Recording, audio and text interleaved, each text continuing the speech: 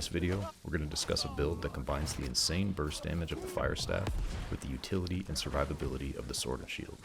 Something I noticed immediately with this build is if you're rocking a fire staff, no one ever expects you to pull out a sword and shield. I think the coolest thing about this build is the synergy between the weapons, how many combos you can actually get and how much variation there are in those combos. Is really fun and really different. I think as New World progresses, you're going to see more and more room for builds like this, where essentially you have one DPS weapon and you have one utility survivability weapon, and that utility weapon is made to set up your DPS weapon.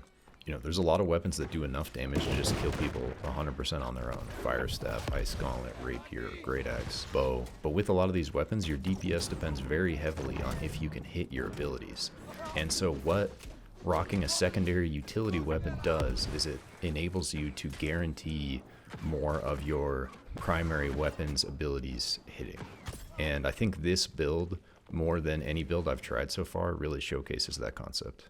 This is similar to the idea we discussed in my first build guide video on the Ice Hammer, where essentially you're using the hammer utility, specifically the shockwave stun, to guarantee the max damage combo from your Ice Gauntlet. If you already like using the Fire Staff like me, you're going to absolutely love this build because it's basically the Super Saiyan version of Fire Staff. And thematically, it's undeniably cool as fuck because you're basically Fire Gandalf with a flaming sword and a shield. I mean, come on. After feeling it out for just a couple days, I think this build has really high potential. It seems like a pretty accessible build, meaning it's not that hard to get decent at it, especially if you already have experience with the Fire Staff or the Sword and Shield like I did. I felt almost instantly comfortable throwing them together. That being said, I think this might be one of those sleeper builds with a really high skill cap, where if you got really good at it and you got practiced in your matchups and you got really good at executing these combos we're going to show, I think you could absolutely dominate with it, especially in the 1v1, and especially if you were going with the medium or heavy armor versions, which after having played the light, I think might be better options. So here is the full build. We are going to be taking a look at the details and synergies of all this in a bit, but I just wanted to show the full setup here. In this guide, we're going to be taking a look at everything I could think of regarding this build. So we'll be looking at attributes and gearing, different considerations for both PvP and PvE, as well as synergies within the build itself to help you be successful rocking these two weapons together. But before all that, I want to take a quick look at the combos for this build, because as I mentioned earlier, I think the Fire Staff and Sword and Shield have some of the most weapon synergy that I've tried so far out of any build. One of the main things you'll probably notice right away is I'm not running the Fire Dash ability, Burnout, and that's because with the Sword and Shield, I think we have enough utility and mobility to keep space for ourselves without needing Burnout, and I'm going to make a case for taking Pillar of Fire over Burnout. There is a variation of this build with heavy armor that we're going to talk about in a minute that I think it might make sense to take Burnout over Pillar of Fire. I just think that Pillar of Fire has some exceptional use cases with the light armor build, and I think with the roll in light armor you don't need the dash of Burnout as much. The reason I make that point is because I think Pillar of Fire is one of the best Fire Staff abilities there is. It's definitely a little buggy sometimes and it can be challenging to hit, but this build guarantees you can hit it if you can hit your shield bash. And that brings us to our combos. So I'm going to show you 3 combos that you can reliably execute in both PvP and PvE that I think are some of the best ways to maximize the damage of this build. So all of the combos begin with shield bash. When you're spec'd into it, shield bash is a 3-second stun, and in PvP, 3 seconds is an eternity. So when you catch someone in a shield bash, you have several different options to just blast them, and you can basically decide which one is best based on different factors like how much health you have, how much health they have, what weapons they're playing, etc. So here is an example of the first full combo. Note that the combo really begins with shield bash, so anytime you can secure a shield bash is good. Here I'm just showing that you can use shield rush to close the distance and secure a shield bash, and I think the best time to do this is if they're out of stamina, because if they have stamina and they time it right, they can dodge your shield bash even after a shield rush. So this first combo is pretty simple. Basically, once you get your shield bash, you're going to roll backward to get some space and also to take advantage of the opal in your Fire Staff, which at tier 5 is going to give you 15% extra damage when you're not at full stamina. Right after you cast your Pillar of Fire, you're going to dodge backward again. This is going to give you more space, keep your opal activated, and put you in a prime position to throw a fireball if you have it up, or go right into chunking them with heavy attacks. The other crazy thing about Pillar of Fire is it'll actually hit twice if they stay in the whole thing, even though it says nothing about that on the tooltip. It's been that way since day one. I don't know. It's the way it is. And so leading into your Pillar of Fire with a shield bash will basically guarantee that double pop. The other reason I love Pillar of Fire is it only has a 10-second cooldown, and so if you end up using it earlier in the fight, it's often up again by the time you secure your shield bash. And on top of that, every heavy attack you land is going to reduce all your fire staff cooldowns by 10%. Another really cool thing about this spell is how fast you can react after you cast it, and so oftentimes, if you do it at the same time as another person that's doing one of their abilities, you can dodge in time to cancel their ability while yours still hits. So that's combo 1. It's shield bash, roll backward, Pillar of Fire, roll backward again, get ready to hit him with a fireball or start chunking heavy attacks. Alright, on to the second combo. This one might be my favorite just because of the burst potential it has, and this one revolves around Incinerate. I think Incinerate is a very underrated fire staff ability. Once you have all the talents in it, if you're able to connect it, it's insane. So same as the first combo, you're going to start off with a shield bash stun, and as soon as you secure your stun, you're going to go right into an Incinerate.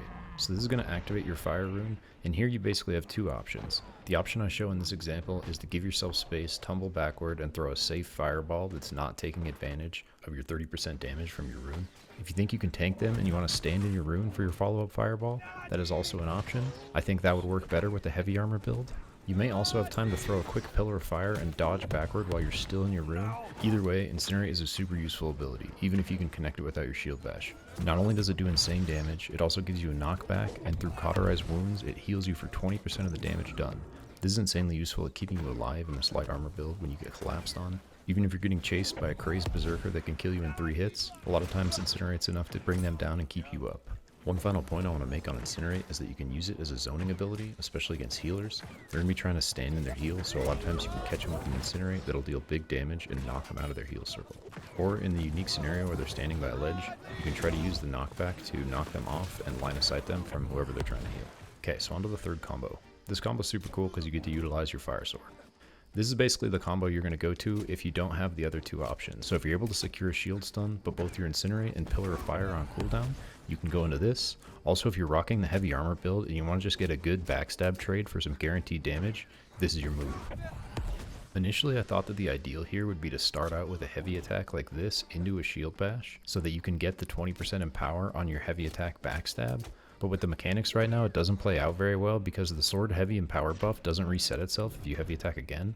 And so if you look at my buffs here, you can see that my empower from my first heavy actually stops my second heavy from giving me empower, and then empower runs out before I can do my light attacks. But that's all good because in reality it's pretty hard to get a heavy attack before your shield bash. A lot of times you just got to take your shield bash where you can get it. Okay, so start with a shield bash. Once you connect your stun, you're going to roll behind him. You're going to line up a heavy attack followed by 3 light attacks.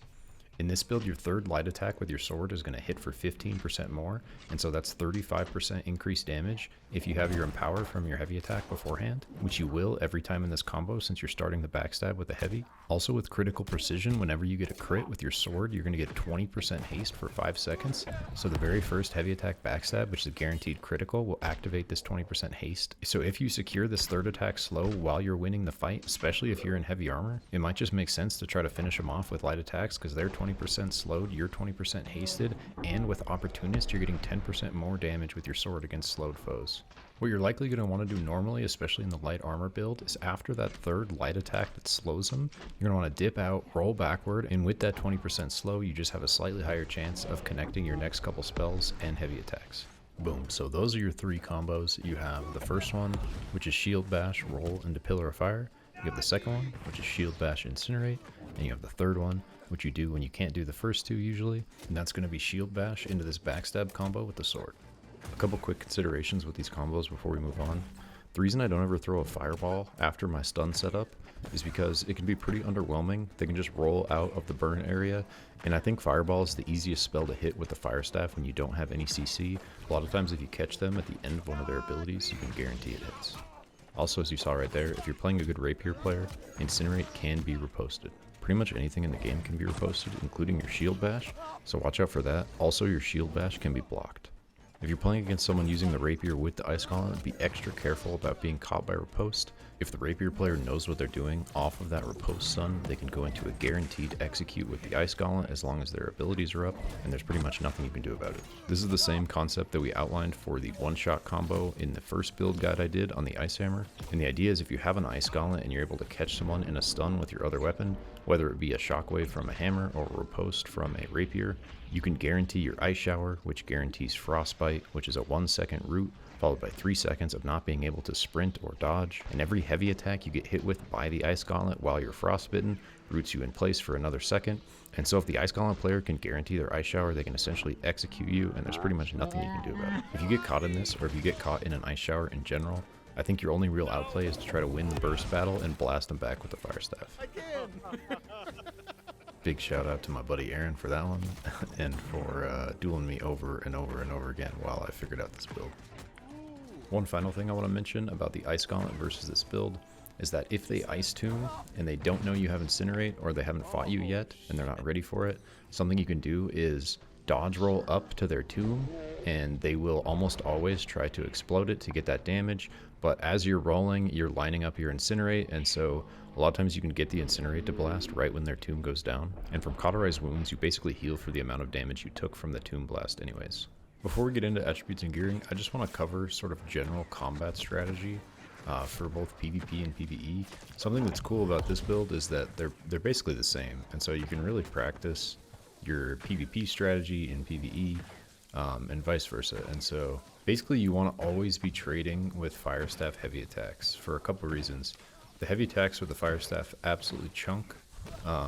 When they crit, they just blast, and you get this nice burn proc stack where they burn 20% longer, and you get fortify every time they burn, which we'll talk about in a minute. On top of that, in this build, your heavy attacks with the fire staff don't cost mana. Everyone you hit gives you 5 mana back and reduces all your fire staff cooldowns by 10%, and so heavy attacks are where it's at, baby.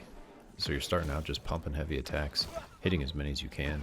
Basically what you're looking for is a good window to use your spells, and so you're either going to be in a ranged matchup, or you're going to be in a matchup where someone's trying to close the gap on you and get up in melee.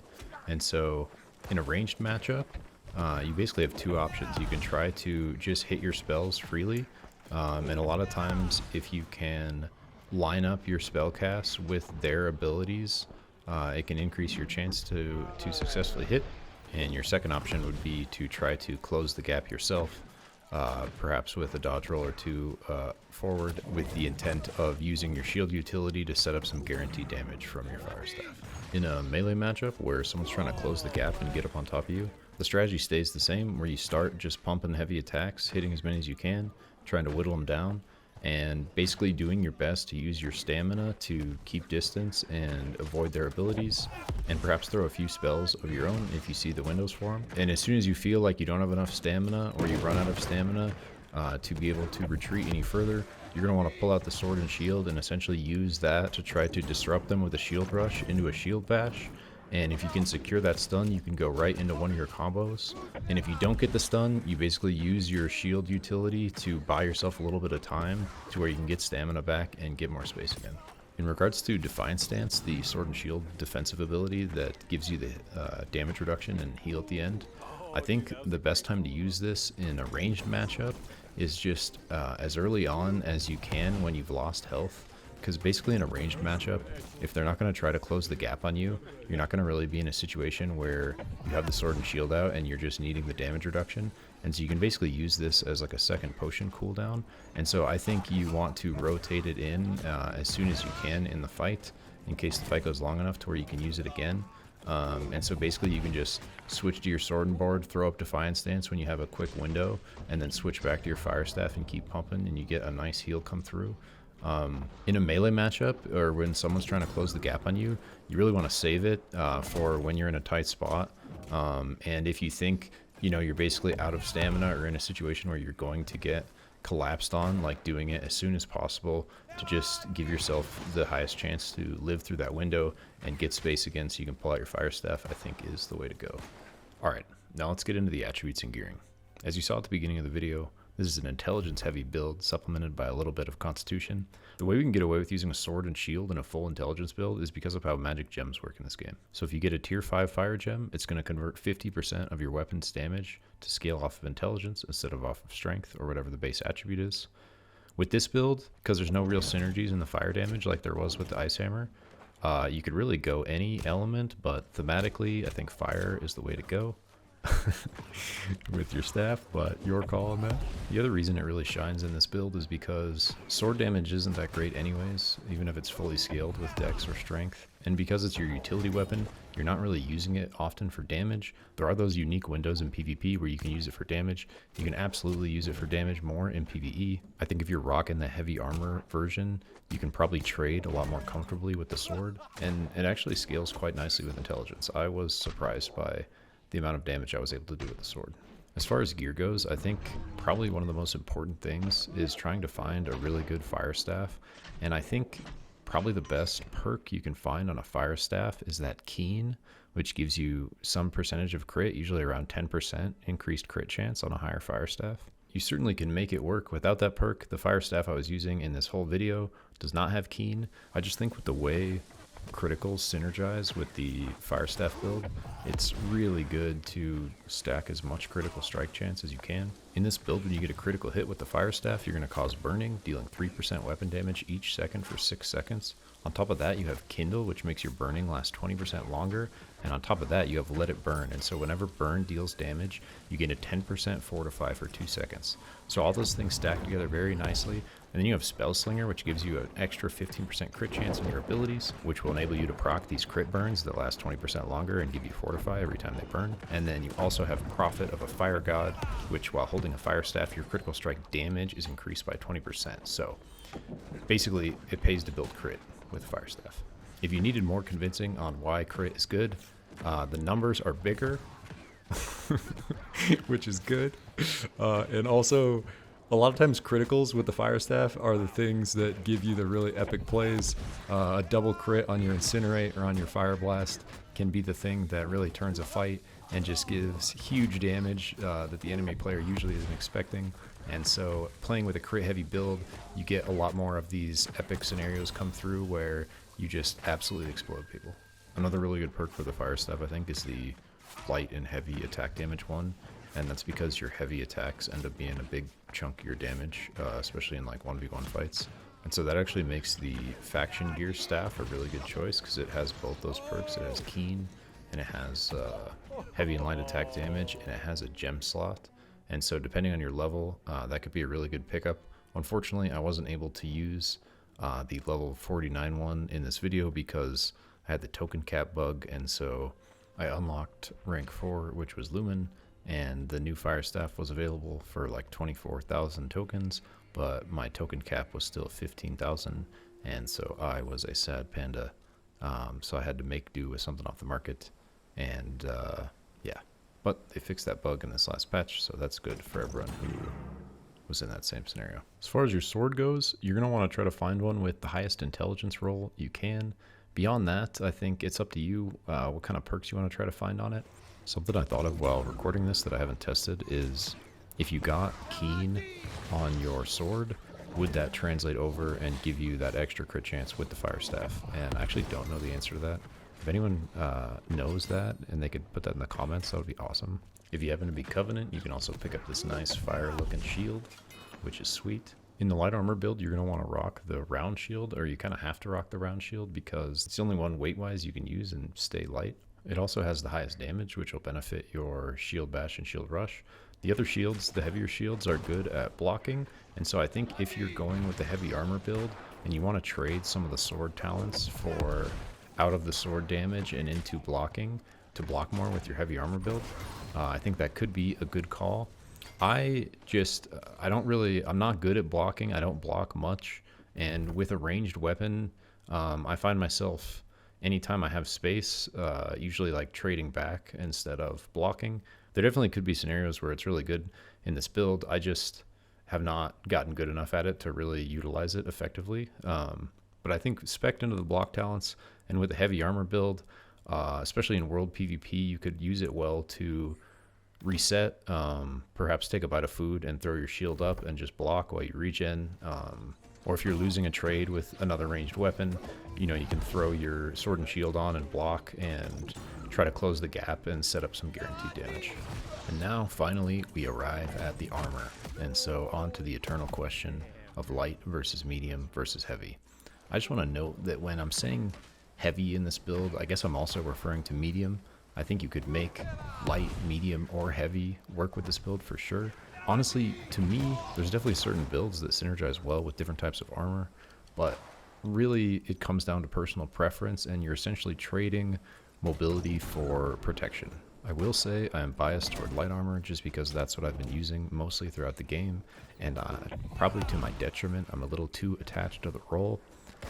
One of the main downsides of light armor is that if you do get caught out of stamina and someone's able to get on top of you, they can absolutely delete you. And so a couple of these clips of these guys I was fighting at the beginning, you can see when they did get on top of me, they can just absolutely delete me. The main way that happens is by running out of stamina, and with the light armor build, your dodge roll will cost you 50 stamina, and so if you instantly do 2 of them back to back, you're out of stamina. And if someone's on top of you, you can try to survive with Incinerate or with Defiant Stance, but in light armor against a strength user, you're basically fucked. Also, if you're trading with a fellow fire staff user or another mage, and they're just as good as you, but they're wearing heavy or medium, and you guys are hitting the same amount of heavy attacks, they are certainly going to win that chunk battle, everything else even. Honestly, I really wanted to try a heavy armor setup with this build. I just didn't have the gear or the resources to get the gear for a good heavy armor set. I've been working on building my light set, but I do think that both a medium set and a heavy set could work very well. And I think what I would do is with the medium armor build, I'd probably rock the sword damage talent still, and I'd probably try to get like heavy legs and keep the round shield and then have the rest be medium. And I think that will keep you at a medium weight. That is a lie. I tested it, and that puts you right at 23, actually, which is considered heavy. So that is unfortunate. But what you can do is do a heavy, one of the 3 lighter pieces. So either heavy boots, hands, or head, and then medium for the rest with the round shield. Will put you just a little bit under 23. I have no idea if this would be better or worse, but you could also go heavy for 2 out of 3 of the small pieces. So you could go like heavy hands and boots, for example, with a medium head, medium chest, and light legs with the round shield, and that would put you also right under 23. Don't know. Just another combo that could work. And then with the heavy build, I'd probably just go full heavy and then maybe try like a tower shield or a kite shield, and maybe spec some of these sword talents away from this little bit of extra damage and into some of these block talents.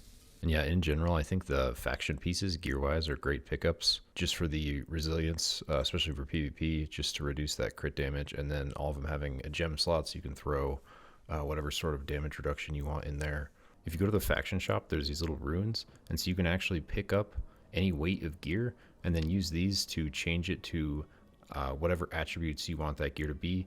And so you just take the little rune with the gear you want unequipped to an outfitting station, and that will let you change it over. And so this is how you can build essentially any weight you want. Constitution, intelligence, pretty strong gear set, especially for PvP. So what I'm going to do now, just to close things out here, is just go through the build priority. So this is essentially how I would build it if I was leveling up, which abilities I would get first. Obviously there is a bunch of personal preference in this, so do what your heart desires here and pick the talents that are synergistic with your playstyle and the way you want to play. But this is the way I did it, and I think there's some good reasons for going this way. But yeah, so enjoy that. If you like this type of content, which you probably do if you made it this far, I have many more of these sort of unique build ideas that I'm working on, and I hope to bring you many more videos like this, where essentially I'm trying to take a unique build and test it out and sort of give an analysis on how I think it could work in both PvP and PvE. And so yeah, really appreciate you watching, and yeah, especially if you made it this far, man, you are a student of combat. I respect you. But I hope you are having a good day, a good night, wherever you are, and I hope you are enjoying your experience in New World. And I hope to see some more people rocking this build out there. I think it's a sleeper, man. I think it could dominate. And so, best of luck if you do end up trying it, and I will catch you guys in the next one. Peace.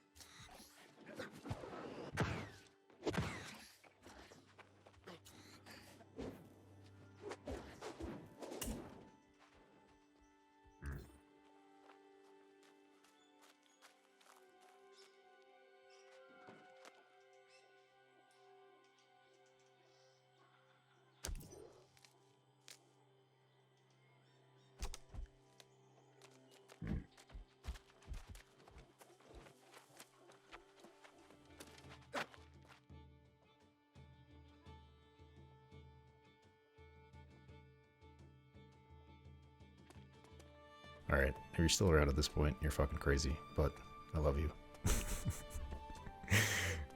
Welcome to my casa. I'll see you out there.